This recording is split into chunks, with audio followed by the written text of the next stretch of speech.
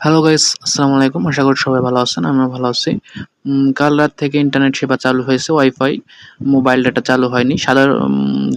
মানে সীমিত আকারে ওয়াইফাই চালু হয়েছে। সব জায়গায় এখন চালু হয়নি। আর স্পিডও কম।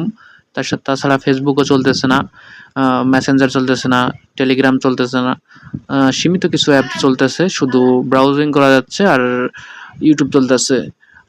এটা কিভাবে আপনারা চালাবেন ফেসবুক এখন এই সময় দাঁড়িয়ে কি ফেসবুক চালাবেন কিভাবে? টেলিগ্রাম চালাবেন কিভাবে? বা আপনারা কিভাবে আপনাদের কাজগুলো করবেন বা ইন্টারনেট স্পিড কিভাবে বাড়াবেন? আর যারা ইন্টারনেট পান নাই তারা কিভাবে ইন্টারনেট চালাবেন?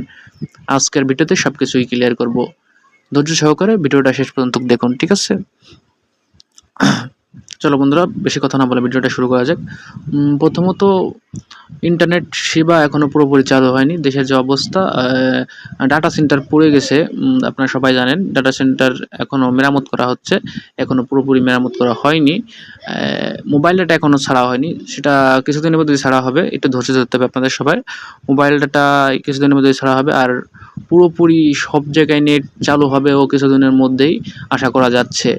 সবাইকে একটু ধৈর্য ধরতে হবে। আর ফেসবুক, অনেকের ফোনে ফেসবুক চলতেছে, অনেকের ফোনে চলতেছে না। এটা আসলে একটা সমস্যা। কিন্তু এই সমস্যাটা দূর করা এখন যাবে না, কারণ এটা সম্ভব না, কারণ এটা পুরো বিটিআরসি থেকে মনে হয় নিষিদ্ধ করে দিয়েছে আপাতত জন্য। কিছু কিছু যেগুলো লাগবে সেগুলোই চালু করছে। আপাতত ফেসবুক চালানো যাচ্ছে না। এটা যারা যারা চালাতে পারতেছে তারা তো ভালো, আর যারা যারা চালাতে পারতেছেন না এটা আপাতত চালানো যাবে না। ঠিক আছে বন্ধুরা, আজকের ভিডিও এই পর্যন্ত।